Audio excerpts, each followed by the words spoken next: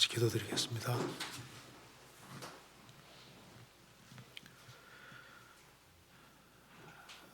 저희를 사랑하시는 하나님 아버지, 감사합니다. 마땅히 형벌 받을 수밖에 없는 저희들을 아무 공도 없이 값없이 구원해 주시고 소망 가운데 살게 해주시는 것을 감사합니다. 주님의 보배로운 피공도가 아니었다면 저희들은 멸망받을 수밖에 없는 그런 사람들이었습니다. 하지만 주님께서 기억해 주시고 주의 복음으로 구원해 주신 그 크고 놀라운 은혜와 사랑을 인하여 진심으로 감사드립니다. 오늘 이 시간 주 성령께서 함께해 주시고 살아계신 하나님의 말씀으로 우리 마음을 깨워주시고 우리가 주 안에서 어떻게 행할 것을 다시 한번 깊이 생각하는 귀한 시간 되도록 도와주옵소서. 또 국가적으로 어려운 이때 주님께서 나라를 지켜주시고 또 각 모든 교회도 주님이 지켜주셔서 주님 오시는 그날까지 주의 귀한 복음을 증거하다가 주님을 배울 수 있도록 도와주옵소서. 가정마다 지켜주시고 또 모든 어려움들을 하감해 주셔서 신앙에서 물러가지 아니하고 주 안에 더욱 굳건하게 설 수 있도록 역사해 주옵소서. 오늘 이 말씀이 우리 심령 속에 깊이 새겨지도록 도와주옵소서. 주 예수 그리스도의 이름으로 기도하옵나이다. 아멘. 성경 시편 144편 찾겠습니다. 시편 144편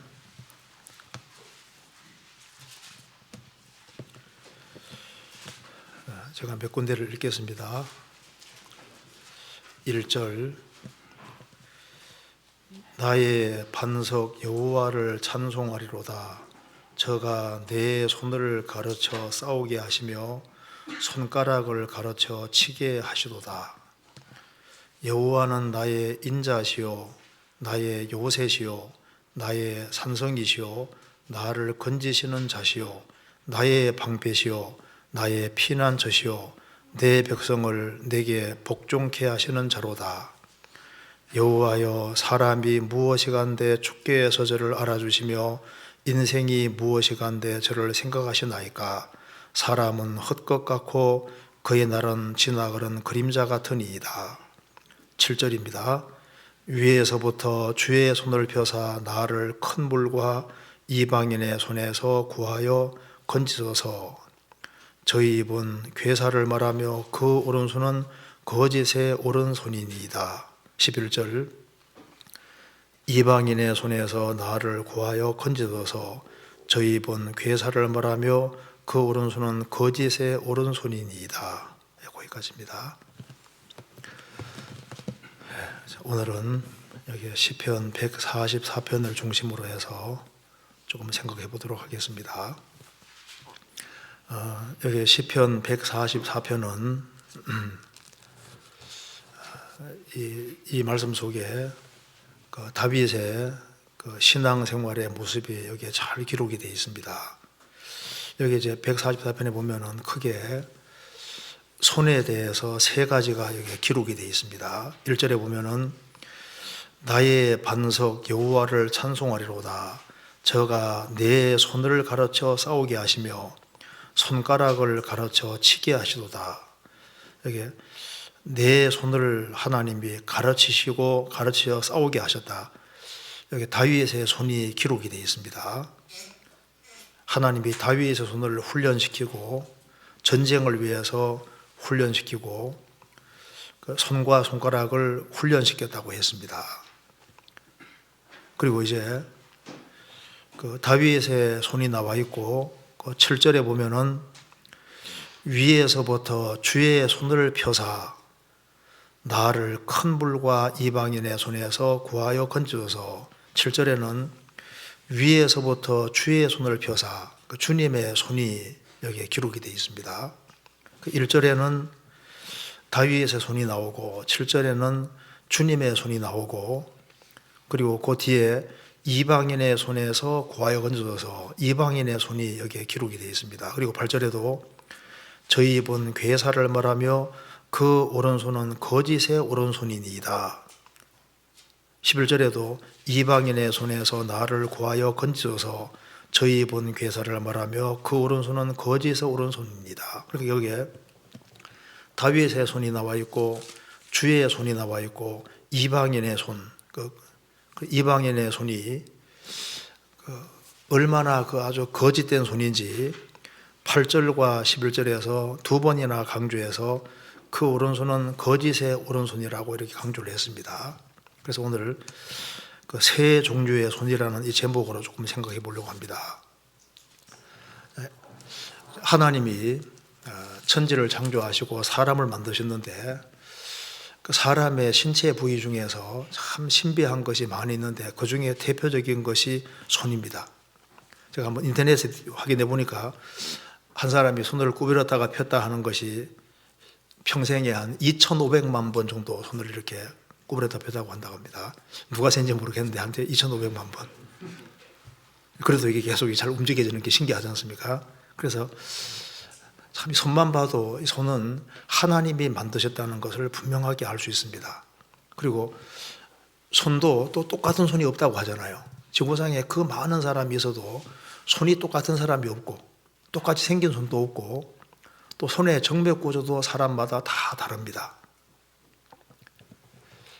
성경 전체 속에 손에 대한 말씀이 굉장히 많이 나와 있는데 다윗은 시편 144편에서 여기에 여러 종류의 손에 대해서 이렇게 언급을 하고 있습니다. 그래서 여기 이제 이방인의 손이 나와 있는데 이방인의 손은 이제 여기 불신자들의 손입니다. 그래서 여기 이방인의 손이 나와 있고 다윗의 손이 나와 있고 주의 손이 나와 있는데 이 세 가지를 중심으로 해서 한번 같이 생각을 해보겠습니다. 여기 시편 144편을 기록한 다윗은 구약 시대에 구원을 받은 사람 대표적인 모습이고 신약 시대의 모든 참된 성도들을 대표한다고 할 수 있습니다. 그래서 이 다윗이 어떻게 해서 신앙생활을 잘할 수 있었는지 그리고 그가 어떻게 해서 능력 있는 삶을 살 수 있었는지가 여기에 자세히 기록이 되어 있습니다. 그래서 한번 같이 생각을 해보겠습니다. 여기 이제 먼저 7절부터 보시겠습니다. 위에서부터 주의 손을 펴사 나를 큰 물과 이방인의 손에서 구하여 건지소서. 여기에 큰 물은 큰 환난을 가르치고 있습니다. 다윗은 많은 환난을 경험한 사람인데 그 많은 환난에서 또 이방인의 손에서 그 불신자의 세력의 손에서 나를 건지소서. 다윗은 실제로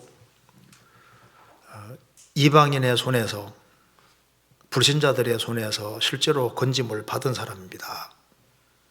그래서 그가 능력 있게 생을 살은 이유도 이 불신자들 배후에 또 마귀가 있지 않습니까? 불신자들보다 더 큰 손이 이게 마귀의 손인데 지금 이 지구상에도 보면은 하나님의 손도 역사하시고 계시고 마귀의 손도 역사하고 계시고 마귀의 손 역사하고 계시다면 안 되죠. 마귀의 손도 역사하고 그리고 지금 다양한 그 많은 손들이 움직이고 있는 겁니다. 근데 그 속에서 그 잘못된 손에 붙잡히지 아니하고 굳건하게 신앙생활을 한다는 것은 참 기적에 속합니다. 지금도 이 지구상에 지금 많은 손들이 움직이고 있는데 그 많은 손들 가운데서 우리가 건짐받아서 주님 손에 붙잡혔다고 하는 자체도 기적이고 그리고 주님의 손에 붙잡혀서 생을 살아갈 수 있다는 것 자체도 이건 정말 놀라운 거예요. 많은 사람들이 잘못된 곳에 붙잡혀 있습니다. 다윗이 신앙생활을 잘할 수 있었던 이유는 하나님의 손에 붙잡히고 다른 세력에 붙잡히지 않은 겁니다.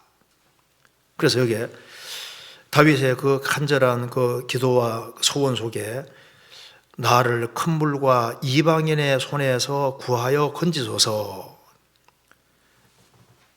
이방인의 손이라고 했습니다. 그래서 그 이방인들은 이 당시에 전부 다 우상 숭배하는 사람들입니다. 그리고 우상 숭배하는 배후에 또 마귀가 있습니다. 그리고 다윗은 이방인의 손에 대해서 얘기를 하면서 8절에 저희 입은 괴사를 말하며 그 오른손은 거짓의 오른손이다. 그들이 굉장히 어떤 이방 신들을 의지해서 굉장한 힘이 있고 능력이 있고 이스라엘 나라는 조그만데 이방 나라들은 엄청 큰 세력들이 많이 있었습니다. 그들이 강력해 보여도 다윗 봤을 때는 그것은 전부 다 거짓이고 하나님만 참인 것을 알고 있는 겁니다. 그래서 그들의 오른손은 그 오른손은 거짓의 오른손이니이다. 11절에도 이방인의 손에서 나를 구하여 건지소서 저희 입은 괴사를 말하며 그 오른손은 거짓의 오른손이니이다. 그래서 이 거짓된 손에 붙잡히지 않는 사람, 그 사람이 이제 하나님 앞에 귀하게 쓰임 받을 수 있습니다. 다윗은 끝까지 믿음 가운데 살았기 때문에 붙잡힐 세상 사람들이 붙잡히는 그것에 붙잡히지 않을 수 있었던 거예요. 그래서 그는 하나님의 손에 붙잡혀서 아주 귀하게 쓰임 받을 수 있었습니다. 그래서 이방인의 손에서 건지소서, 이 말은 하나님이 아닌 다른 것에 붙잡히지 않기를 간절하게 소원하는 겁니다. 이것이 이제 우리에게도 좀 관련되는 말씀입니다. 불신자들은 하나님께 붙잡힌 것이 아니라 어떤 세상적인 어떤 것이 딱 붙잡혀 있는 거예요. 세상이 커 보입니다. 하나님은 안중에도 없고, 많은 사람들에게 하나님은 그냥 허상으로 생각이 들고 아무것도 아닌 거로 생각이 드는 겁니다. 왜? 눈에 보이는 거 실제라고 생각을 합니다. 이 세상에서 큰 손들이 있습니다. 엄청난 돈을 주물럭거리는 아주 큰 손도 있고, 뭔가 좀 있어 보이는 사람들이 많이 있는데, 그 눈에 보이는 세력에 붙잡히는 사람들이 많이 있는데, 심지어 구원을 받은 사람도 잘못하면은 하나님께 붙잡히지 아니하고 세상적인 어떤 것에 붙잡힐 가능성이 있는 겁니다. 그리고 이제 세상적으로 뭔가 아주 엄청난 돈을 주물럭거리는 그런 사람들이 대단해 보여도 죽음 건너간 순간에 다 놓고 건너가게 되는 겁니다. 우리 저번에 그 오세열 목사님 그 말씀하는 거 배웠지 않습니까? 우리는 영생 얻으러 온 겁니다. 영생. 그 영생을 붙잡고 영원한 문제를 해결해야 되는데 그걸 붙잡는 것이 아니라 엉뚱한 걸 사람들이 붙잡고 있습니다. 그래서 불신자들만 조심해야 될 것이 아니라 그리스도를 믿는 사람들도 다른 무엇인가에 붙잡히지 않도록 조심해야 됩니다. 어떤 사람은 보면은 그 세상 잘못된 친구들의 손에 딱 붙잡혀서 꼼짝 못하는 거예요. 어떤 사람은 회사 생활하는데 사장님에게 딱 붙잡혔습니다. 그래서 예수님보다 사장님을 더 무서워하고 사장님이 시키는 건 다 하는데 주님이 시키는 거 잘 안 하는, 제가 생활을 안 하란 말이 아닌데 보면은 야, 이게 우선권이라는 것이 있는데 너희는 값으로 사신 바 되었으니 사람의 종이 되지 마라. 그 말씀대로 정생활을 해야 되는 건 맞지만은 그게 완전히 딱 붙잡혀서 신앙적으로 손해보고 주님보다 다른 것에 더 충성하는 건 또 합당한 것이 아닙니다. 어떤 사람은 또 이성의 손에 붙잡혀 있잖아요. 신앙생활을 좀 잘 할 만한 사람이 이성 문제에 부딪혀서 이성에 딱 붙잡혀서 꼼짝 못하는 거예요. 이방 여인은 좁은 함정이라고 했습니다. 뻗어진 사람도 있고 세상에는 사망보다 독한 여자도 있다고 했습니다. 잘 못 걸려들어요. 거기에 딱 붙잡히면 꼼짝 못하는 거예요. 여기 전도서 7장 찾겠습니다. 전도서 7장 26절.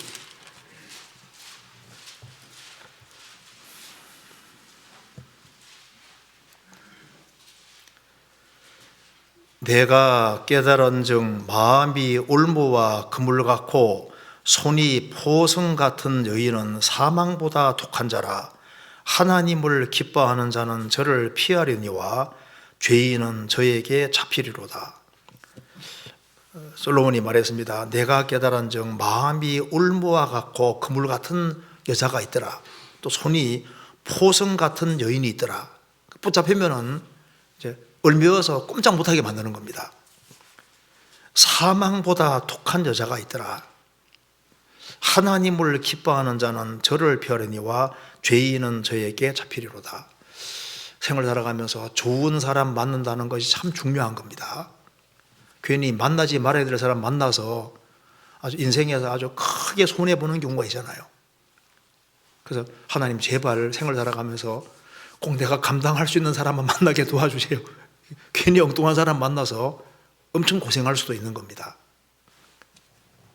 그런데 하나님을 기뻐하는 자는 저를 피할 것이다. 그런데 죄인은 잡힐 것이다. 그리고 여기에 우리 시대에 죄 짓기가 제일 좋은 시대입니다. 그러니까 죄라는 것은 사실 가장 많은 사람을 붙잡은 가장 무서운 순이기도 합니다. 그래서 욕심이 잉태한 적 죄를 낳고 죄가 장성한 적 사망을 낳느니라 말씀대로 이 죄에게 붙잡히면은 신앙생활을 할 수가 없잖아요. 그래서 모든 무거운 것과 얽매이기 쉬운 죄를 벗어버리고 그 말씀대로 모든 무거운 것과 얽매이기 쉬운 죄. 그러니까 많은 사람들이 죄에 묶여서 죄에 붙잡혀서 꼼짝을 못하고 그래서 죄에 딸려서 살아가고 있는 겁니다. 그리고 지금 우리 시대에 순교하는 것보다 우리 시대를 살아가는 것이 더 어려울 수도 있는 것이 우리 시대의 유혹이 가장 많은 시대입니다. 그래서 육신의 정욕, 안목의 정욕, 이생의 사랑이 가장 많은 시대이기 때문에 육신의 정욕, 안목의 정욕, 이생의 사랑, 그 세상 것에 붙잡히고 하나님께 붙잡히지 아니하고 세상 것에 붙잡혀도 신앙생활을 망치게 되는 거지 않습니까? 롯은 아브라함과 같이 갈대아 우르를 나온 사람인데 가나안 땅에는 들어갔지만은 이집트에 갔다 오는 사이에 세상 사랑이 들어오고 세상 사랑이 롯의 마음을 붙잡은 겁니다. 그래서 아브라함과 분리되어서 소돔 고모라 들어가서 결국은 불 가운데 얻는 구원이 되지 않습니까? 바울 사도의 동역자인 데마도 한때는 복음을 위해 살다가 데마는 세상을 사랑해서 나를 버리고 데살로니로 갔다. 그 세상에 붙잡힌 겁니다. 원숭이 잡는 거 보신 분도 있을 겁니다. 표주박에 원숭이 좋아하는 걸 딱 집어넣고 줄을 딱 묶어두면 원숭이가 아무도 없을 때 들어와서 손을 딱 집어넣잖아요. 그래서 이제 표주박 주인이 오면은 손 놓고 도망가면 살 수 있는데 그걸 안 놓고 그냥 도망가려고 붙잡고 도망가려니까 도망갈 수 없잖아요. 여지없이 붙잡히는. 그래서 뭔가 세상적인 것을 손 놓을 때 딱 손 놔야 되는데 붙잡히는 겁니다. 다윗은 하나님 나를 이방인의 손에서 구원해 주십시오. 그 이방 세력 배후에 마귀가 있고 세상적인 엄청난 세력이 있습니다. 다윗은 그게 붙잡히질 않았습니다. 역사 속에서 구원받은 사람들을 핍박하는 큰 손들도 많이 있었습니다. 네로 황제 당시에 순교당한 사람이 바울 사도도 네로 황제 당시에 순교당하고 그 베드로 사도도 네로 황제 당시에 순교당하지 않습니까? 네로 황제가 초대교회 당시에 크리스찬들을 많이 죽였습니다. 그래서 아주 핍박하는 세상에 큰 손도 있거든요. 네로 황제는 참 그 어머니도 진짜 문제였습니다. 그 어머니도 참 아주 겉모술수가 아주 많고 자기 아들을 그 왕 시키려고 그 황제도 독살시키고 그런데 결국은 네로 황제 그 어머니도 결국은 그 아들 손에 죽게 되잖아요. 그 네로 황제가 크리스찬들을 정말 많이 죽인 사람입니다.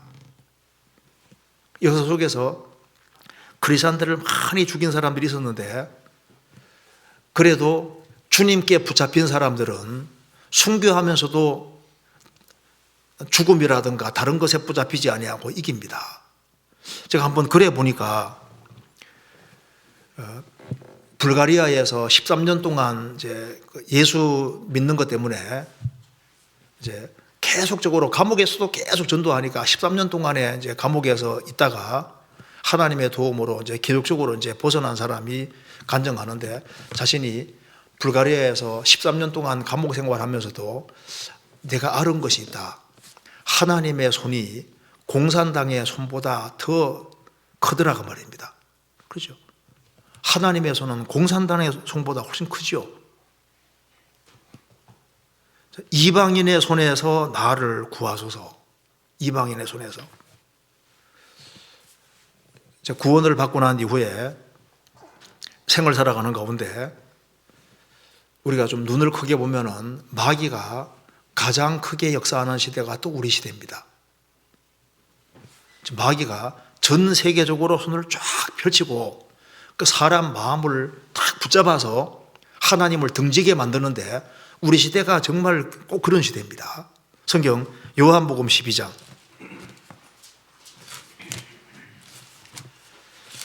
요한복음 12장 35절.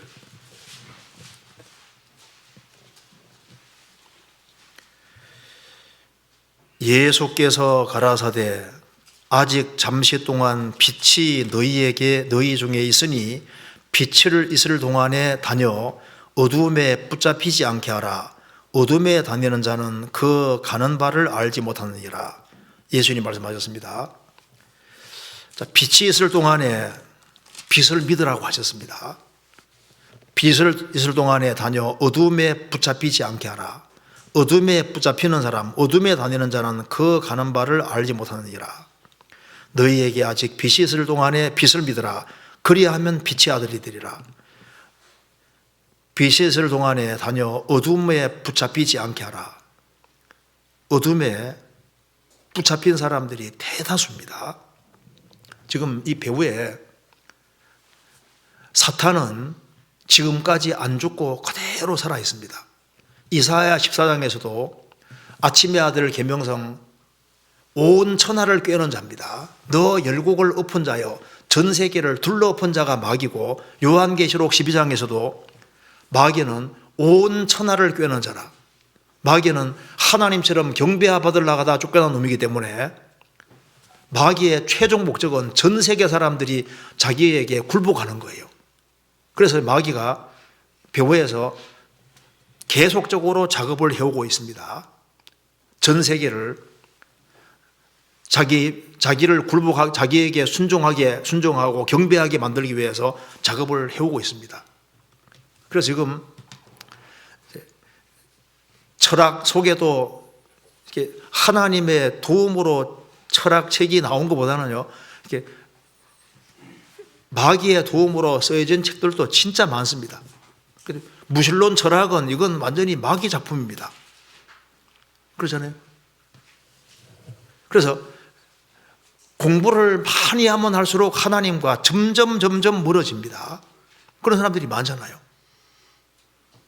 그러니까 이 철학도 참 문제가 많고, 지금 우리 시대에 많은 사람들이 금세가 전부라고 생각을 하고 그냥 쾌세라 세라 식으로, 욜로족 들어보셨죠? 욜로족이 뭐 뜻이 뭔지 아시죠?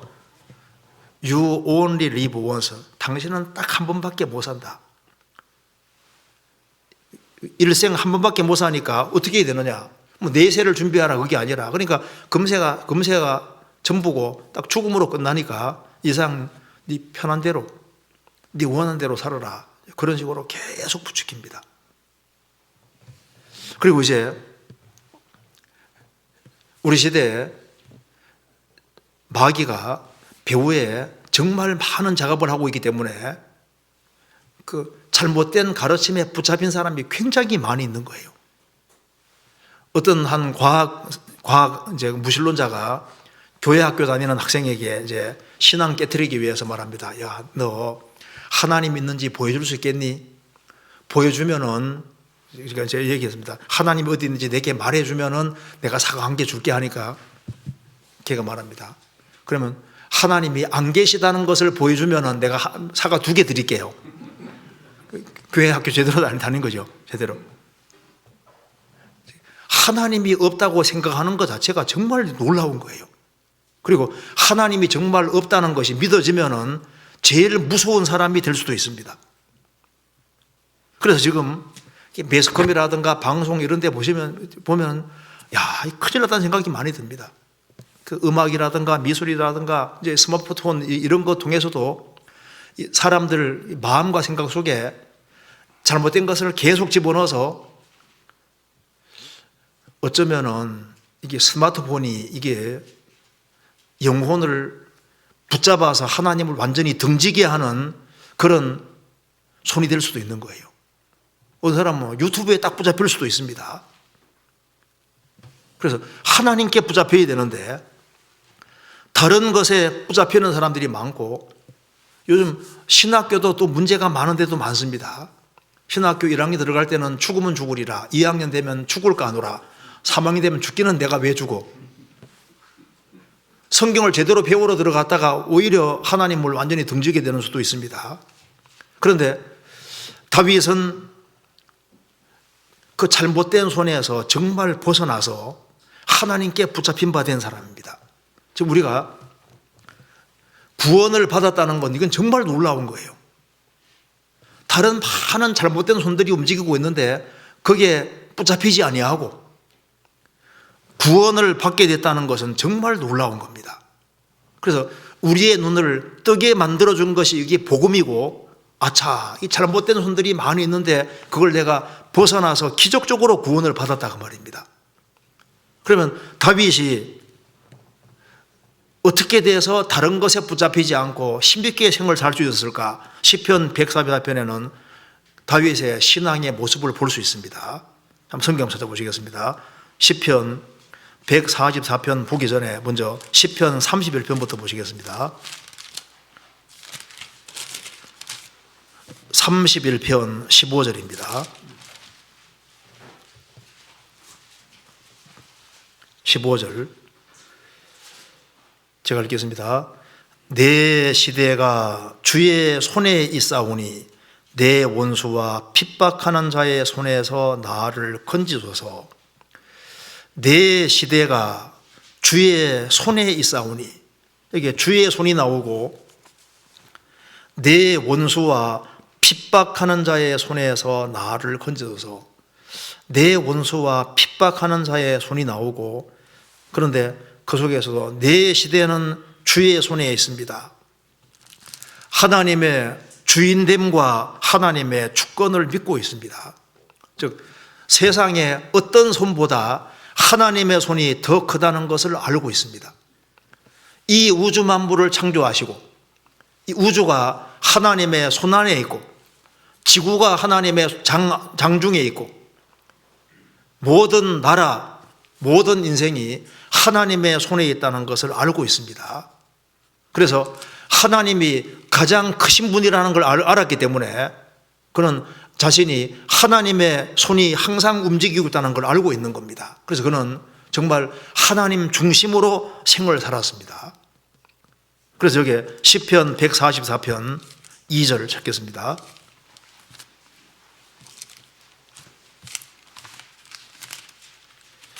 여기 다윗의 신앙을 볼 수 있는데요. 첫 번째는 그는 하나님 중심으로 생을 사는 것이 확실합니다. 시편 144편 2절입니다. 여호와는 나의 인자시오, 나의 요새시오, 나의 산성이시오, 나를 건지시는 자시오, 나의 방패시오, 나의 피난처시오, 내 백성을 내게 복종케 하시는 자로다. 그는 7번이나 하나님을 가리켜서 나의 것이라고 표현을 했습니다. 하나님과 자기를 연결시키고 있습니다. 어떤 사람은 하나님을 믿는다고 하는데 그 하나님과 자기와는 관계가 없는 거예요. 어떤 사람은 복음에 대해서 말하는데 복음과 자기와는 관계가 없습니다. 신앙이라는 것은 직접적이고 개인적인 것이 아니면 안 되는 겁니다. 거듭남에 대해서 얘기해도 실제로 거듭난 사람하고는 다르잖아요. 다윗은 하나님을 우리의 하나님이라고 말하기 전에 나의 하나님이라고 말하고 있습니다. 자기와 개인적으로 관계를 맺고 있는 겁니다. 그리고 7번이나 이렇게 말했습니다. 여호와는 나의 인자, 나의 요새, 나의 산성, 나를 건지시는 자, 나의 방패, 나의 피난처, 내 백성을 되게 복종케 하시는 자. 직접적이고 개인적인 겁니다. 그러면 다윗이 왜 이렇게 그 하나님 중심으로 생을 살게 됐냐 하면은 그는 하나님 은혜와 사랑을 깨달았기 때문에 그런 겁니다. 그 뒤에 3절에 여호와여 사람이 무엇이간데 주께서를 알아주시며 인생이 무엇이간데 저를 생각하시나이까. 사람은 헛것 같고 그의 날은 지나가는 그림자 같으나이다. 같으니이다.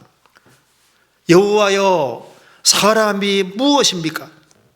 사람은 헛것 같고, 일본 밑에 기식 호흡 같고, 한 번 이렇게 호흡하는 것처럼 너무 인생이 짧고 허무하다 그 말입니다. 그의 날은 지나가는 그림자 같으니이다. 그림자같이 금방 지나가는, 있다가 없어지는 이런 인생인데, 여호와여 사람이 무엇이간데 주께서를 알아주시며 인생이 무엇이간데 저를 생각하시나이까. 그는 하나님의 은혜와 사랑을 확실히 깨닫고 있고 이것이 예수님과도 관계가 되는 말씀입니다. 시편 8편에 적겠습니다.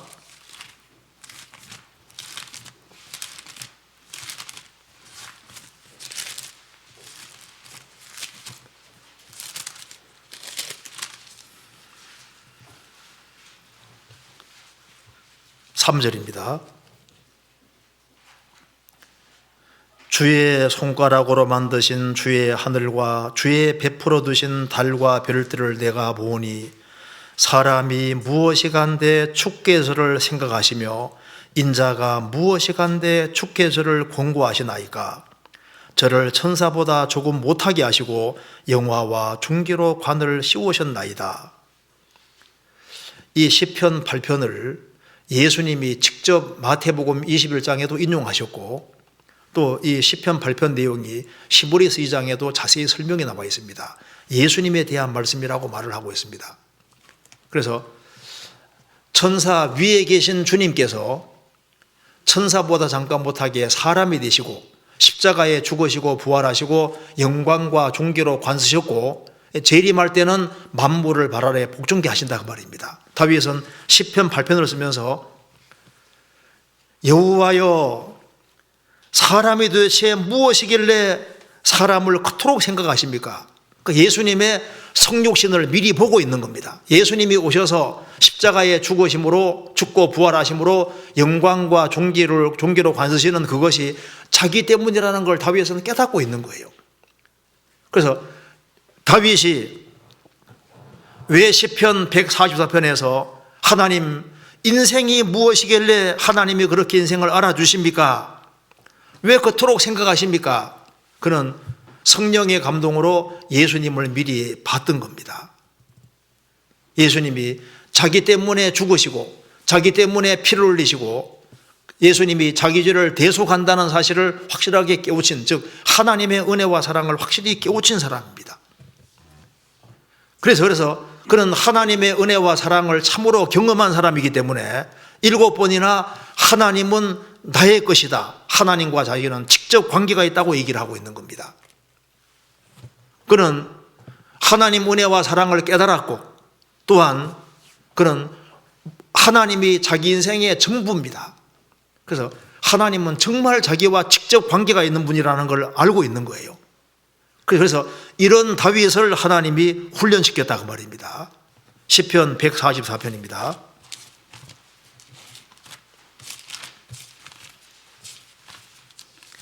(144편) 1절입니다.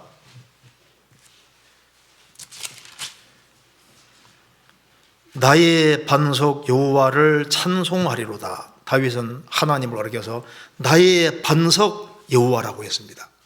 나의 반석 여호와를 찬송하리로다. 저가 내 손을 가르쳐 싸우게 하시며 손가락을 가르쳐 치게 하시도다. 그는 하나님 중심으로 생을 살았기 때문에 하나님의 훈련을 받았습니다. 그는 정말 두 손을 꼭 모아서 하나님께 빌었고 하나님의 도우심을 구하고 살았던 겁니다. 그는 정말 하나님 중심으로 살았기 때문에 그는 정말 부지런하게 살았을 겁니다. 그래서 하나님께서 내 손을 가르치셨다. 전쟁을 위해서 가르쳤다는 겁니다. 손가락을 가르쳐 치게 하시도다. 다윗은 하나님의 훈련을 받은 사람입니다. 그래서 다윗은 이새의 8번째 아들로서 어릴 때부터 양치는 생활하는 속에서도 하나님의 훈련을 받은 겁니다. 자기 양떼를 보호하는 가운데 곰과 싸우고 사자와 싸우고 거기에서 이제 양새끼 물어가면은 싸워서 기어코 되찾아왔잖아요. 그게 하나님이 다윗을 훈련시킨 것이었습니다. 그리고 다윗이 골리앗과 싸울 때도 하나님이 다윗을 그렇게 해서 훈련시킨 겁니다. 그리고 사울과도 오랫동안 겨루고 싸운 겁니다.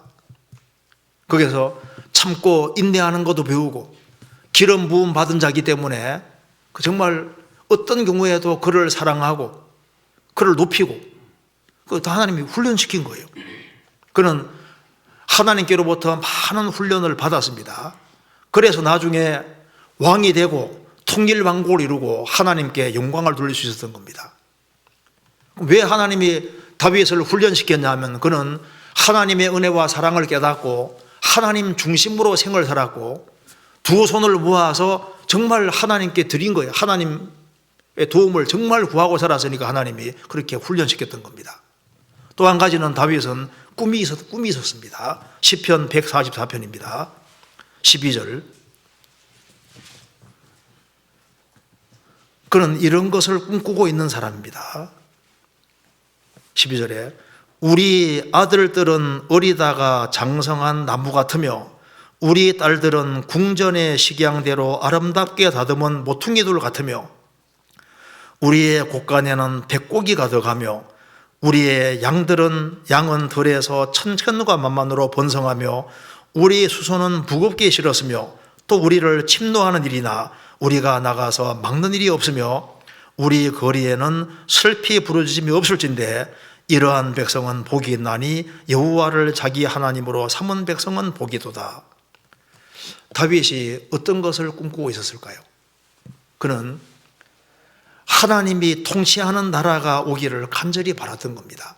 그래서 우리 아들들은 어리다가 장성한 그 좋은 나무 같으며 정말 구속을 받은 자녀, 아들, 어리다가 잘 자란 장성한 나무 같으며 우리 딸들은 궁전의 식양 설계대로 아름답게 다듬은 모퉁이돌, 기둥 같으며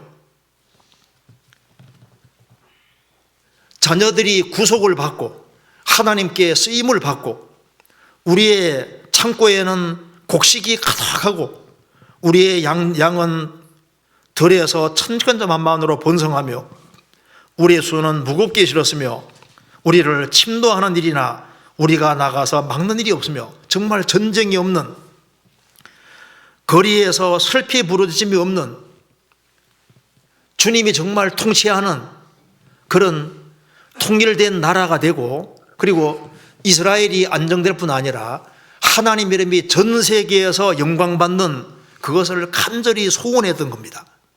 그런 간절한 소원이 있었기 때문에 그래서 하나님이 다윗을 훈련시켰던 거예요. 요한 웨슬레는 세계는 나의 교구다. 그 복음을 전 세계 사람에게 전하기를 간절히 원했습니다. 예수님의 꿈은 예수님이 세상에 오셨을 때 꿈이 뭘까요? 예수님이 하나의 메랄로 죽음으로써 정말 많은 사람들이 구원되는 그것이 주님의 꿈입니다. 우리의 간절한 소원도 더 많은 사람들이 정말 구원받는 그것이 꿈인 겁니다. 어떤 분이 얘기를 하는데 쌍기역이 몇 개 있어야 된다 하는데 그걸 우리 신앙과 연결시켜도 맞을 것 같아요. 쌍기역이 몇 개 있어야 된다 하는데 쌍기역 중에 꼴 생김새지 않습니까? 그러니까 우리는 이걸 꼴을 주님을 닮아가는 쪽으로 그거 생각 맞을 것 같고 끼가 있어야 된다. 그 끼는 재능인데 우리는 주님께 받은 달란트를 잘 활용하는 거 그거 필요하잖아요. 그 다음에 이제 깡이 있어야 된다. 그 추진력, 의지력인데 우리는 구원받았으니까 한바탕 주님 위에 살다 가야죠. 그 다음에 끈이 있어야 된다. 끈은 인맥가락이잖아요. 우리는 주님하고 연결됐고 우리에게 좋은 형제자매들, 어떤 사람 보면 결혼할 때 구원받은 사람들이 쫙 축하러 오면 좋은데 구원 안 받은 사람만 잔뜩 오는 경우도 있잖아요. 이게 끈 잘못 맺은 겁니다. 구원받은 사람하고 좋은 관계를 맺어야 되는 거예요. 꾀가 있어야 된다. 꾀. 그 판단력이 말하는데 우리는 하나님 말씀만큼 지혜는 없잖아요. 그 다음에 꿈이 있어야 된다. 꿈. 우리 시대 정말 꿈이 없는 시대인데 우리가 구원받고 나면은 꿈이 생깁니다. 우리 집안 식구들을 구원받게 해야지. 더 많은 사람들을 건져야지. 다윗은 꿈이 있습니다. 자신이 하나님을 경험했기 때문에 이 하나님을 이스라엘 백성들 전체가 알아야 되겠고, 그러니까 대회로 모일 때마다 그는 의의 기쁜 소식이 전했다고 성경에 나와 있습니다. 그리고 이스라엘뿐 아니라 전 세계 사람들이 바로 여호와를 제대로 알고 섬기기를 간절히 소망했다고 성경 여러 곳에서 나옵니다. 우리의 소원이 있습니다. 우리도 구원받았기 때문에 더 많은 사람들이 구원될 그런 소망을 가지고 있는 거예요. 제가 그래 보니까 그 러시아의 그 니콜라스라는 그 황제의 아들이 알렉산더인데 그 아들이 한 번은 아버지에게 이렇게 말합니다.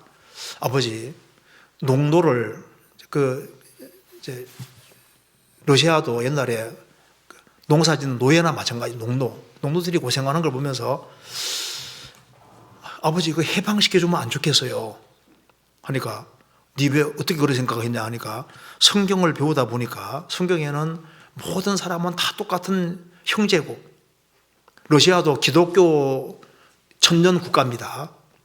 러시아 천년 국가니까 성경에서는 형제라고 되어 있는데 왜 저렇게 농도들은 저렇게 고생해야 되느냐. 그러니까 아버지는 해방을 안 시켜줍니다. 그래서 내가 나중에 황제가 되면은 나는 농도를 해방시키겠다. 날이 가면 갈수록 그 생각이 점점 커지는 겁니다. 나중에 아버지가 죽고 난 이후에 자신이 황제가 되잖아요. 그래서 실제로 농도를 해방시켜 버렸습니다. 내가 저 고생하는 사람을 해방시켜야 되겠다. 물론 그런 꿈도 좋잖아요. 우리는 불쌍한 영혼들, 지금 여기에 코로나로 죽어가는 사람들이 많았는데 그 죽는 것보다 더 큰 문제가 죽음 뒤가 더 큰 문제입니다. 죽는 것이 문제가 아니라 죽음 다음에 어떻게 되겠냐 그 말입니다. 그러니까 여기에 다윗이라는 사람이 꿈이 있었던 것처럼 우리도 꿈이 필요한 겁니다. 그래서 주님은 주님과 바른 관계를 맺은 사람, 그리고 주님 영광을 위해 살고자 하는 그런 사람들을 하나님이 훈련시키는 거예요. 그래서 다윗은 말하기를 하나님이 내 손을 가르치셨다. 내 손을 훈련시켰다고 말하고 있는 겁니다. 그래서 저가 내 손을 가르쳐 싸우게 하시며 손가락을 가르쳐 치게 하시도다. 하나님이 다윗의 손을 훈련을 시킨 것이 맞습니다. 그래서 다윗은 말하기를 내가 놋활을 당긴다고 분명히 말했습니다. 찾아보시겠습니다. 시편 18편입니다.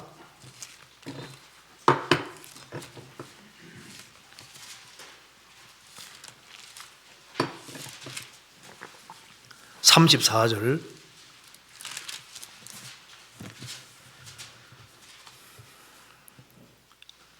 내 손을 가르쳐 싸우게 하시니 내 팔이 놋활을 당기도다. 내 손을 가르쳐 싸우게 하시니, 내 손을 가르쳐서 싸우게 하셨다. 하나님이 손을 훈련시키다고 했습니다. 그래서 얼마나 손에 힘이 있는지 내 팔이 놋활을 당기도다. 활 중에도 놋활은 천하장사가 아니면 당길 수가 없습니다. 다윗은 사자하고도 싸우고 이렇게 싸운 걸 봐서는 다윗이 굉장한 손에 힘이 있었던 것 같아요. 그래서 내 팔이 노화를 노화를 남기면 화살이 아주 멀리까지 날아갔을 겁니다. 제가 우리 안지성 전쟁할 때 양만춘인가요? 양만춘 맞죠? 그거 한번 화살 쏘는 거 봤는데 당태종 멀리 있는데 화살을 쫙 쏘는데 눈에 딱 맞지 않습니까? 안지성 보셨는가요? 저 그거 보니까 그 화살이 그 사람 정말 잘 쏜 것 같아요. 눈을 맞춰 당태종이 얼마나 전쟁 잘하는 사람인데 눈을 맞춰가지고 결국 당나라 물러가지 않습니까?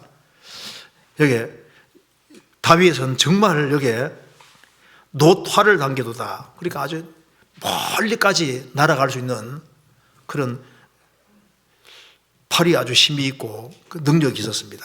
그리고 여기 시편 78편에는 다윗이 손이 공교한 손이 됐다고 성경 기록되어 있습니다. 시편 78편입니다. 78편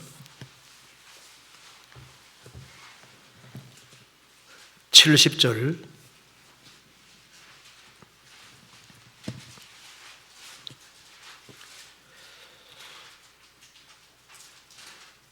또 그 종 다윗을 택하시되 양의 우리에서 취하시며 전 양을 지키는 중에 저희를 이끄사 그 백성인 야곱 그 기업인 이스라엘을 기르게 하셨더니 이에 저가 그 마음의 성실함으로 기르고 그 손에 공교함으로 지도하여도다.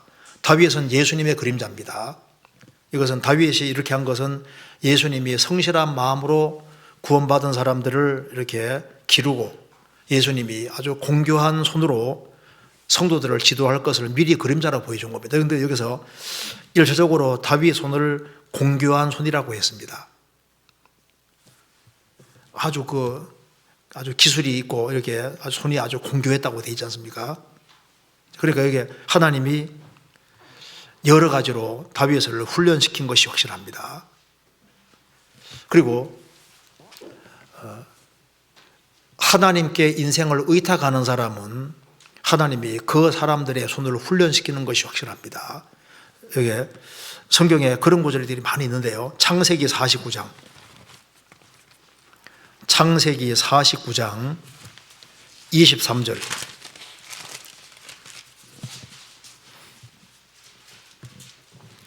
요셉에 대해서도 이렇게 얘기를 했습니다. 활 쏘는 자가 49장 23절 활 쏘는 자가 그를 학대하며 그를 쏘며 그를 군박하였으나 요셉의 활이 도리어 경강하며 그의 팔이 힘이 있으니 야곱의 전능자의 손을 힘입음이라. 그로부터 이스라엘의 반석인 목자가 나도다. 요셉은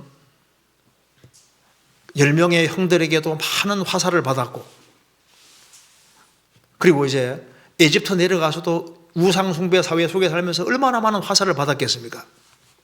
그리고 보디발의 아내 통해서도 많은 유혹의 화살을 받았지만은 그는 여전히 강건했습니다. 요셉의 활이 도리어 경강하며 그의 팔이 힘이 있으니 야곱의 전능자의 손을 힘입니다. 그의 팔이 힘이 있었고 손이 힘이 있었습니다. 그래서 여기 이제 주 안에서 주님이 바르게 행하는 사람은 전능하신 손으로 그 사람에게 역사하시는 것이 맞는 겁니다. 시편 144편 7절입니다.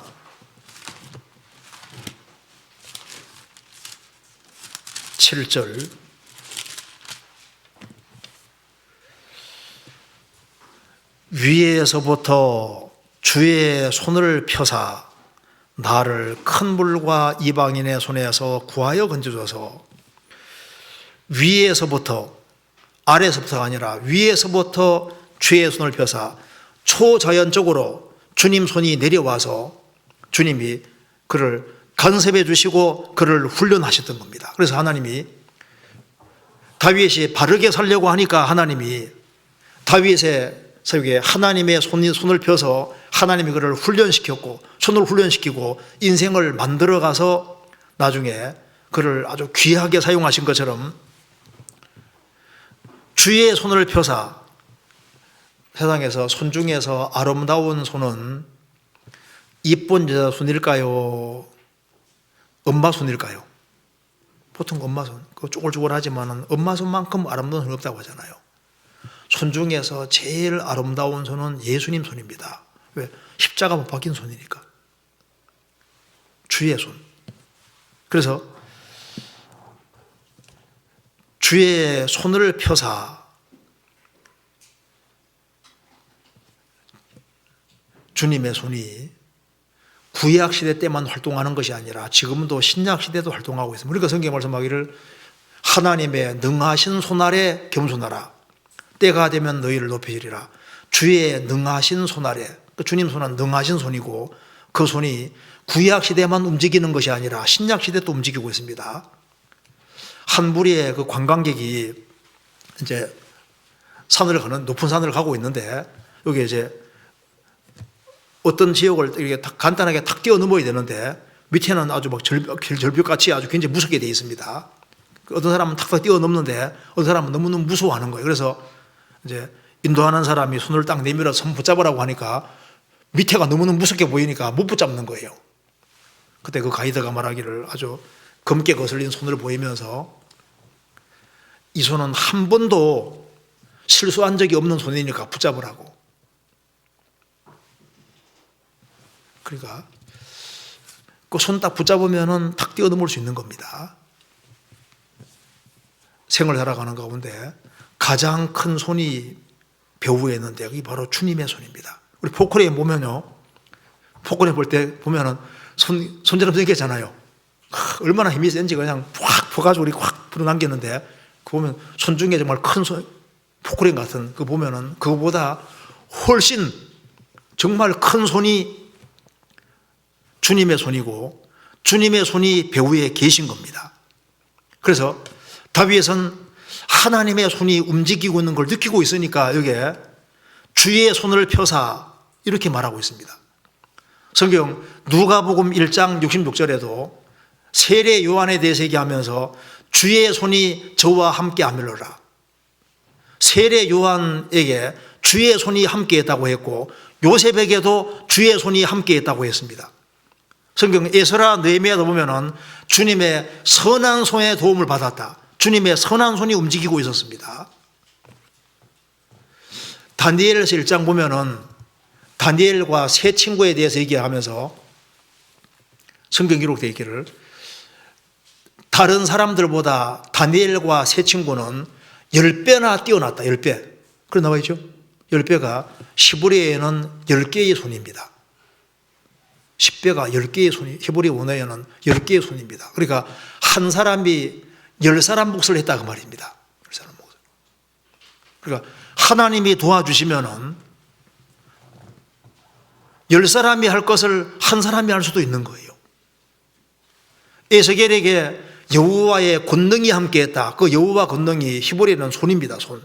에스겔 1장에 여호와 권능 손을 말하는 겁니다. 그런데 신약 시대 때도 주님의 손이 제자들에게 움직였던 거예요. 성경 사도행전 11장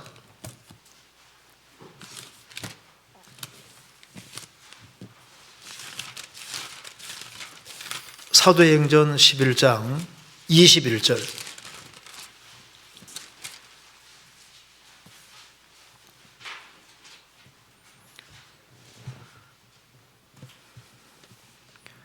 '주의 손이 그들과 함께 하심에 수다한 사람이 믿고 죽게 돌아오더라. 주의 손이 그들과 함께 하심에 초대교회 당시에 예수님의 제자들에게 주의 손이 함께 하셨기 때문에 수다한 많은 사람들이 믿고 죽게 돌아오더라. 우리 교회도 주의 손이 함께 하셨기 때문에 이렇게 교회가 커지고 세계적으로 많은 사람들이 구원받는 일이 생기게 됐던 겁니다. 성경 디모데후서 2장 찾겠습니다. 디모데후서 2장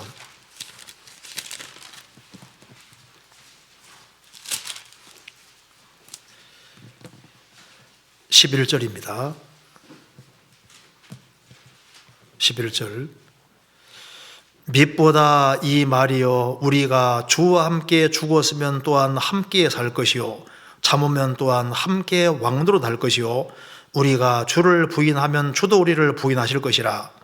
우리는 믿음이 없을지라도 주는 일양 믿으시니 자기를 부인하실 수 없으시리라. 이 말씀을 읽으면서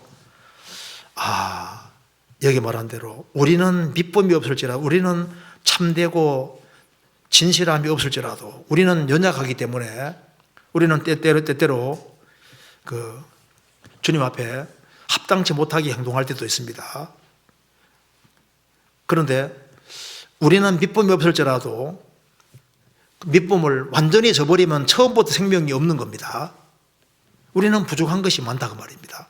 그렇지만은 주는 일양 믿으시니 참되고 진실하시니 자기를 부인하실 수 없으시리라. 이 말이 참 마음에 와닿더라니까요. 자기를 부인하실 수 없으리라. 이 말은 하나님은 항상 하나님이시기 때문에 하나님 자신에 대해서 그걸 부인할 수 없는 거예요. 여호와는 영원한 여호와시기 때문에 하나님은 자기의 속성을 포기할 수 없습니다. 하나님이기를 그만둘 수가 없고 자기의 본질을 부인할 수 없습니다. 하나님이 궤에 가셨으면 궤에 가신 것을 반드시 할 수밖에 없는 겁니다. 왜? 하나님은 약속하셨으면 하나님이기 때문에 약속을 안 지킬 수 없는 겁니다. 자기를 부인할 수 없는 거예요. 예수 그리스도 안에 축복을 다 두셨기 때문에 그리스도 안에 들어온 모든 사람은 축복을 반드시 받도록 하시는 겁니다. 우리는 믿음이 없을지라도 주는 일양 믿으시니 자기를 부인할 수 없으리라. 자, 하나님은 하나님을 부인할 수 없는 것이 100% 사실이라면 말씀을 부인할 수 없다는 말이니까, 말씀대로 하신다는 말씀이니까 거듭 안 나면 천국 못 간다고 이렇게 말씀해놨는데 하나님이 그것을 번복하면은 자기를 부인하시는 게 되는 거예요.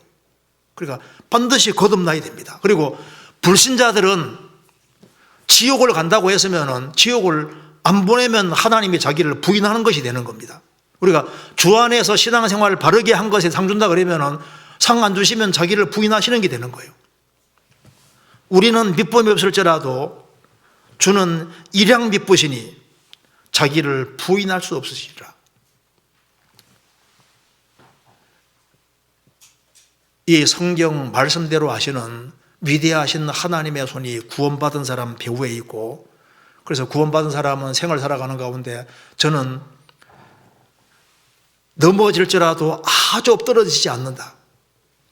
여호와의 손이 그 사람을 붙잡고 있습니다. 우리가 미끄러진다 할 때 또 붙잡아 주시는 것이 있습니다.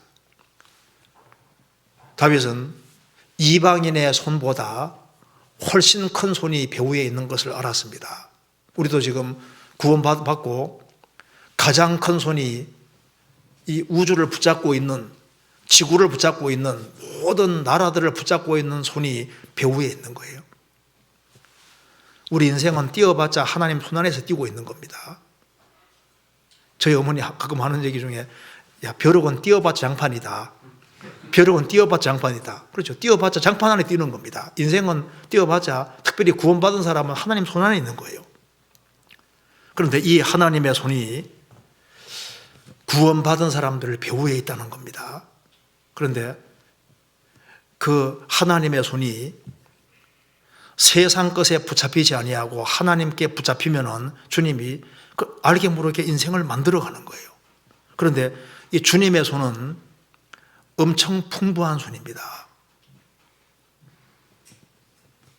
주님의 손은 큰 손이기 때문에 주려고 하는 것이 너무 많이 있는데 받을 사람이 준비가 안 돼 있는 거지 않습니까? 그리고 이 손이 특별히 어디 움직이냐면 교회 안에 움직이고 있습니다. 교회 안에. 성경 스가랴 13장입니다. 스가랴 13장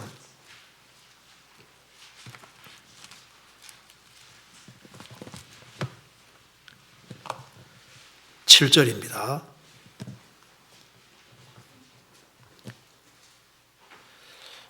만군의 여호와가 말하노라. 칼아 끼어서 내 목자 내 짝된 자를 치라. 목자를 치면 양이 흩어지려니와 작은 자들을 위해는 내가 내 손을 들이우리라. 만군의 여호와가 말하노라. 카라 심판에 가라 깨어서 내 목자 내 짝된 자를 치라. 예수님입니다. 내 목자 성부와 짝된 자는 예수님입니다. 치라. 목자를 치면 예수님이 심판받아 우리 대신 죽으실 것을 미리 예언하신 말씀입니다. 목자를 치면 양이 흩어지려니와 작은 자들을 위해는 내가 내 손을 들이리라. 여기에 양떼가 바로 작은 자들이고 예수님 제자들을 가르치고 있습니다. 작은 자들을 위해는 내가 내 손을 들이리라. 예수님이 심판받을 때는 제자들이 흩어졌지만 주님이 다시 모아서 그들에게 능력을 주시고 그들을 짧은 시간 내에 로마까지 전도되도록 만들어 가셨습니다. 내가 내 손을 드리리라. 그래서 예수님 제자들에게 주님의 손이 드리워진 것처럼 신약시대에 교회 안에도 주님의 손이 드리워지고 있습니다. 출애굽기 33장입니다. 출애굽기 33장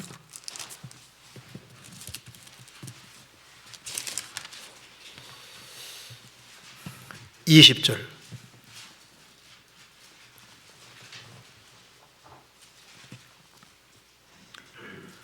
또 가라사대 내가 내 얼굴을 보지 못하리니 나를 보고 살짝 없음이니라. 여호와께서 가라사대 보라 내 곁에 한 곳이 있으니 너는 그 반석 위에 섰으라. 내 영광이 지날 때 내가 너를 반석 틈에 두고 내가 지나도록 내 손으로 너를 덮었다가 손을 거두리니 내가 내 등을 볼 것이요 얼굴은 보지 못하리라. 모세는 성경 처음 다섯 권을 기록한 사람이고 하나님과 친하게 지냈던 사람입니다. 그의 간절한 소원은 하나님 얼굴을 보는 것이었습니다. 그래서 하나님께서 말씀하시기를 모세는 내 얼굴을 보지 못할 것이다. 그런데 하나님 얼굴을 보기를 간절히 소원하니까 하나님께서 모세에게 너는 그 반석 위에 섰으라. 그러면서 내 영광이 지날 때 내가 너를 반석 틈에 두고 내가 지나도록 내 손으로 너를 덮었다가 손을 거두리니 터치하고 지나간다는 겁니다. 내가 내 등을 볼 것이요 얼굴은 보지 못하리라. 등을 본다는 게 무슨 말입니까? 싹 지나가는 것이 보인다 그 말입니다. 지나가셨구나 그건 안다 그 말입니다. 그런데 지나가시면서 손으로 너를 덮었다가 손을 거둘 것이다. 주님이 이게 딱 터치하고 지나가신다 그 말입니다. 이거 보면 우리가 배울 수 있는 것이 있습니다. 반석 위에 서라고 말씀하신 대로 너는 베드로라. 내가 이 반석 위에 내 교회를 세우리니 음부의 권세가 이지 못하리라. 교회는 만세 반석 대신 예수님 위에 서 있는 겁니다. 우리가 주 안에서 교회 안에서 신앙생활하고 정말 하나님 은혜와 사랑을 갈구하고 하나님 알 길을 정말 갈구하는 사람은 하나님 얼굴은 보지 못해도 주님이 우리 가운데 지나다니는 것은 믿음으로 볼 수 있다 그 말입니다. 내가 저희 가운데 거하며 두루 행하여 주님이 구원받은 사람 가운데 거하면서 두루 행하신다고 말씀하셨는데 두루 행하시는데 내가 지나가는데 내가 너를 덮었다가 지나갈 것이다. 얼굴은 보지 못하지만 등을 볼 것이다. 지나갈 것이다. 우리가 어떤 큰 문제를 가지고 모임에 나왔는데 말씀을 듣는 가운데 성령이 도와주시면 문제가 또 싹 풀어지잖아요. 그래서 그리스도인들의 모임이 중요한 이유는 그리스도인들만 모인다면 좀 덜 중요할 겁니다. 그런데 그리스도인들이 같이 모일 때 주님이 같이 계시는 거예요. 같이 계셔서 같이 교제해 주시고 그래서 이제 같이 좀 만날 수 있는 기회가 자꾸 있어야 되는데 이 코로나 때문에 이게 참 문제입니다. 그래서 주님 재림이 가까울수록 자주 모이라고 했는데 이거 지금 모이기가 어려우니까 그래서 이 그리스도인들이 같이 모일 때 주님이 같이 계시고 같이 역사해 주시는 겁니다. 그래서 성령이 교회들에게 말씀하시는 말씀을 들을지어다 그 성령이 교회들에게 하시는 말씀들이 있지 않습니까? 그래서 여기에 우리가 지금 주님이 구원받은 사람에게 역사하시는 거 느끼지만 주님 얼굴은 아직 뵙지 못하지만은 나중에 주님을 얼굴을 대해서 볼 수 있게 되는 겁니다. 그럼 다시 한번 넘어가 보겠습니다. 시편 144편입니다. 144편.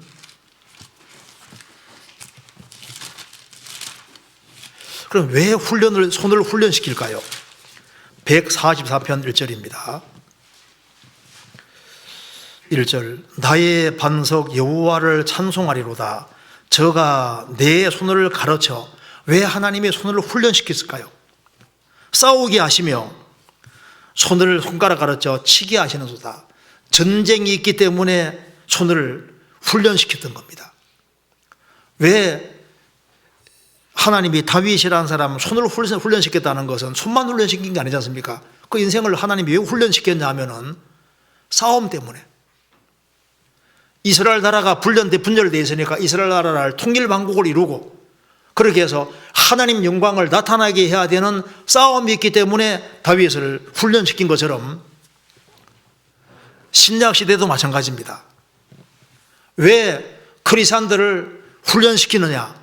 우리 구원받으면 입대한 겁니다. 신병으로 입대한 건데 크리스찬들을 훈련시킨 이유는 영적인 전쟁이 있기 때문에 훈련시키는 거예요. 내 손을 가르쳐 싸우게 하시며 손가락 가르쳐 치게 하시도다. 우리는 전쟁터 안에 들어와 있습니다. 에베소서는 교회를 말하는 책인데 제일 마지막 6장은 영적인 전쟁을 말하고 있잖아요. 전쟁이 없다면 훈련이라는 것은 필요 없습니다. 그런데 전쟁할 때 이게 마귀하고 싸우는 것이기 때문에 이 인간적인 전쟁, 인간 수단 방법으로는 마귀를 이길 수가 없습니다. 반드시 성경대로 전쟁하지 않으면 마귀는 이길 수가 없습니다. 제가 뉴스에 보니까 미국에서 코로나 걸린 부부가 약을 먹어야 되는데 엉뚱한 약을 먹어서 그냥 부부 중에 한 사람은 죽고 한 사람은 중태라고 하잖아요. 약을 먹어도 의사 처방대로 먹어야 되는데 자기 나름대로 먹으면 자기가 죽는 수가 생기는 겁니다. 우리가 이제 영적인 전쟁을 치르는 데 있어서 하나님의 방법으로 하지 아니하면은 한 명도 건지고 세울 수가 없습니다. 그래서 하나님은 다윗을 훈련시키는데 다윗 자신을 훈련시키고 나중에는 이제 통일왕국까지 이렇게 만들어 가신 것처럼 우리가 이제 구원받은 그날부터 자기와의 싸움이 시작이 되고 이제 계속적으로 이게 싸우는 겁니다. 우리를 훈련시켜서 결국에는 많은 영혼들을 건지게 하는 그 일을 위해서 우리를 계속 훈련시키는 겁니다. 그래서 우리가 이제 그 주일마다 계속 배우는 대로 이게 자기를 통제 잘하고 참 이겨야 되는데 어떤 사람 얘기하더라니까 화가 한 번 나면은 10번 세라고 하더라고요. 그럼 화가 많이 나면 극도로 화가 나면 어떻게 되느냐? 100번 세라고 100번. 그렇게 해서라도 화를 내지 말으라고. 화날 때 하나 둘 셋 넷 다섯 일곱 여덟 열만 좀 세도 좀 화가 좀 가라앉잖아요. 막 극도로 화가 나면 100번 하나 둘 셋 넷 100번 세면 좀 많이 가라앉을 수 있잖아요. 그 순간적인 화를 참지 못해서 아주 큰 일을 저지를 수도 있는데 어쨌든 간에 우리가 자기하고도 싸우고 그리고 이제 지금 이게 유혹이라는 것이 너무나도 많이 있는데 잘못된 풍조들이 많이 있는데 그것을 이겨야 되는데 그래서 세상 사람들이 생각하는 능력과 성경에서 말하는 능력이 좀 다르지 않습니까? 성경에서 말하는 능력은 이 세상에서 자신이 신앙생활 주 안에서 굳건하게 딱 서고 그리고 영혼을 주님 품으로 인도하고 구원받은 사람을 영적으로 튼튼하게 할 수 있는 그것이 진짜 능력입니다. 그렇잖아요. 그러니까 교회 안에 그 능력이 있는 겁니다. 내 손을 가르쳐 싸우게 하신다. 그래서 구원받고 난 이후에 우리의 손이 정말 주님이 원하시는 손이 되어야 되는데요. 제가 어떤 글에 보니까 이런 게 나오더라고요. 어떤 도시에 한 새 아이가 항상 오면은 어떤 할아버지가 그 아이에게 가서 동전을 딱 손에 쥐어주면서 하나님과 예수님에 대해서 이제 얘기해주고 기도하는 그런 할아버지가 있었다 그러거든요. 그 참 좋은 손이잖아요. 항상 그 동네 안에, 마을 안에 새로운 소년이 하나 오면은, 소년이나 소녀가 오면은 동전 하나 탁 쥐어주면서 그렇게 해서 이렇게 예수님을 꼭 믿고 예수님 붙잡고 살아야 될 걸 이제 설명을 쭉 해주고 기도해줬다고 하는데요. 그거 참 좋은 종류의 손이지 않습니까? 성경 신명기 15장 한번 보시겠습니다. 신명기 15장. 신명기 15장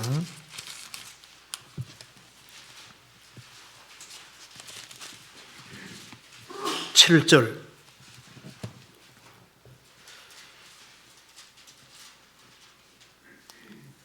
내 하나님 여호와께서 내게 주신 땅 어느 성읍에서든지 가난한 형제가 너와 함께 거하거든 그 가난한 형제에게 내 마음을 강팍해 하지 말며 내 손을 움켜쥐지 말고 반드시 내 손을 그에게 펴서 그 요구하는 대로 쓸 것을 넉넉히 구워주라. 그리고 10절에 너는 반드시 그에게 구제할 것이요 구제할 때에는 아끼는 마음을 품지 말 것이니라. 이로 인하여 내 하나님 여호와께서 내 범사와 내 손으로 하는 바에 내게 복을 주시리라. 땅에는 언제든지 가난한 자가 그치지 아니하겠느므로 내가 내게 명하여 이르노니 너는 반드시 내 경내 내 형제의 곤란한 자와 궁핍한 자에게 내 손을 펼치니라.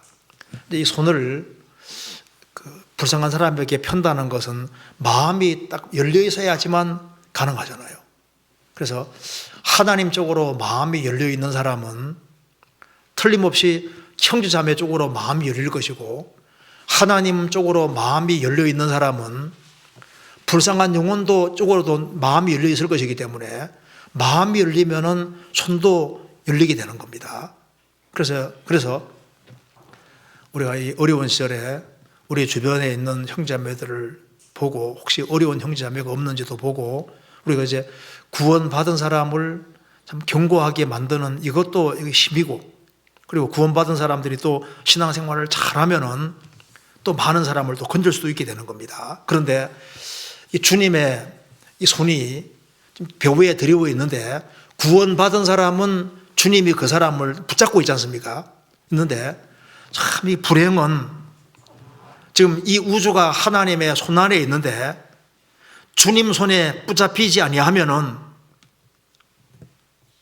이 하나님의 손이 정말 무서운 손으로 바뀌는 겁니다.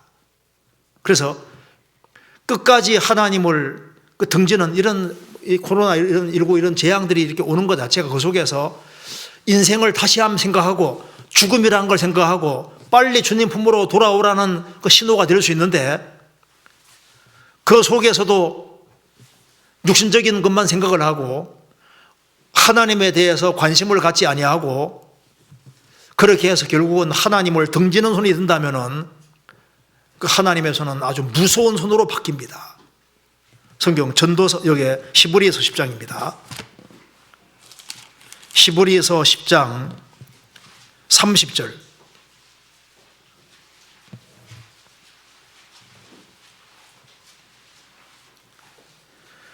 원수 갚는 것이 내게 있으니 내가 갚으리라 하시고 또다시 주께서 그의 백성을 심판하리라 말씀하신 것을 우리가 아노니 살아계신 하나님의 손에 빠져들어가는 것이 무서울진저.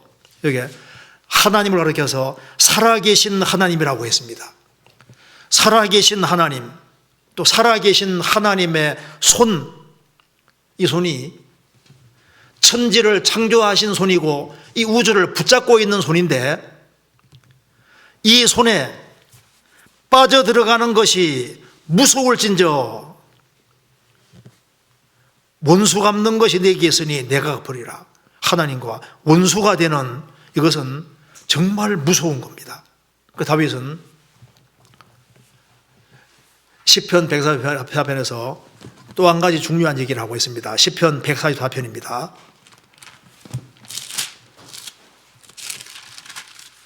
144편 15절에 이러한 백성은 복이 있나니 여호와를 자기 하나님으로 삼는 백성은 복이도다. 시편 144편 끝절은 복으로 끝이 납니다. 이러한 백성은 복이 있다. 여호와를 자기 하나님으로 삼은 백성은 복이 있다. 하나님과 바른 관계를 맺은 사람, 그리고 하나님 앞에 훈련받고 하나님께 쓰임받고 하나님의 도우심을 받고 살아가는 사람은 정말 복이 있다. 다윗은 왜 이렇게 말하냐면은 그는 그리스도를 깨달은 사람입니다. 그리스도와 연결되어 있는 사람은 정말 복이 있는 사람입니다. 그래서 주님의 힘을 입은 사람들은 주님의 오른손에 붙잡혀 있는 사람과 똑같습니다. 그래서 여기에 시편 144편은 우리에게 크게 몇 가지를 알려주고 있습니다. 지금 세상에는 이방인의 손이 작용하고 있는 것처럼 불신자들의 지금 많은 손이 작용하고 있고 배후에 마귀의 손이 작용을 하고 있고, 그래서 많은 손이 작용하고 있는 다윗은 그 이방인의 손에 붙잡히지 아니했습니다. 그것은 우리가 신앙생활 잘하기 위해서는 우리를 붙잡으려는 많은 잘못된 손들이 많이 있는데 거기에 붙잡히지 말고 말씀에 붙잡히고 주님의 손에 딱 붙잡혀서, 그래서 주님 중심으로 살기를 각오하고 살아가면은 주님이 구원받은 사람을 틀림없이 훈련을 시키실 겁니다. 훈련을 시키시고 그렇게 해서 우리를 훈련시켜서 영적인 전쟁을 치르게 하고 주님 오시는 그날까지 두 나라가 싸우고 있는데 하나님 나라를 확장하는 그 가운데서 우리가 주님 앞에 서야 될 겁니다. 그래서 빌립보서 3장에 오직 어디까지 이르렀든지 그대로 행할 것이니라. 어디까지 이르렀든지 뒤로 물러가지 말고 그 자리에서 그대로 행할 것이니라.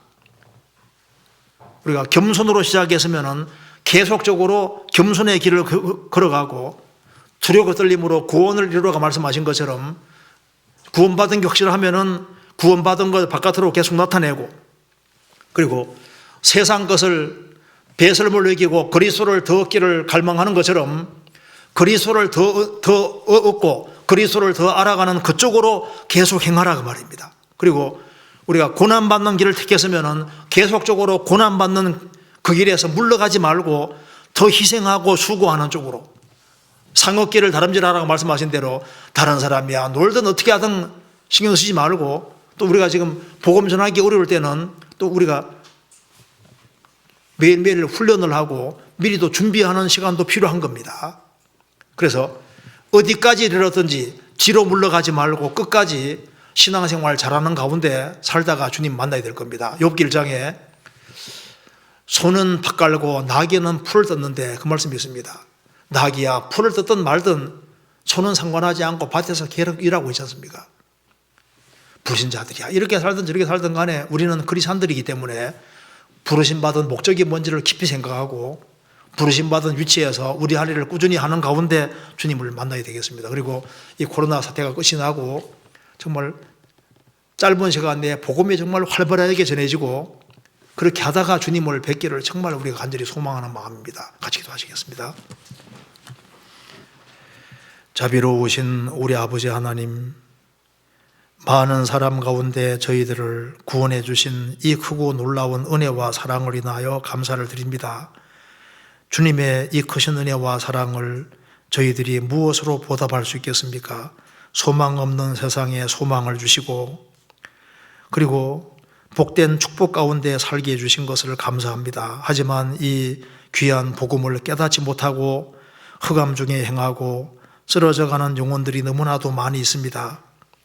항상 모든 것을 예비하며 준비하며 행할 수 있도록 도와주시고 마지막 때 주님의 복음을 위해 살다가 주님을 배울 수 있도록 나라를 지켜주시고 또 주님이 시간을 주셔서 주의 역사를 이룰 수 있도록 함께해 주시고 도와주옵소서. 이 코로나 사태로 인해서 마음이 흐트러지지 않도록 도와주시고 모든 것을 더욱 준비하며 예비하며 생활을 살 수 있도록 도와주옵소서. 교회가 계획한 모든 일에 앞서 행해 주시고 도와주시옵소서. 주 예수 그리스도 이름으로 기도하옵나이다. 아멘.